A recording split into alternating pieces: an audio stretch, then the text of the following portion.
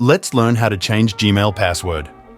If you're on an iPhone, Android, or computer, it doesn't matter. The process is the exact same on any of devices, and it only takes about a minute. So first, let's open any internet browser on your phone. I will open Safari and go on Google.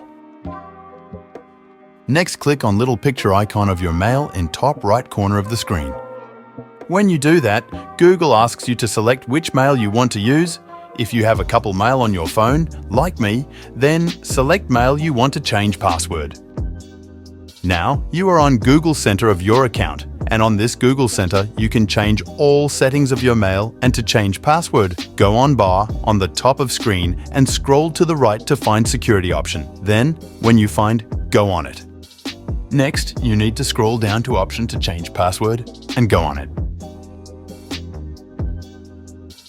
First thing you need to do is to enter your old password to confirm is this you.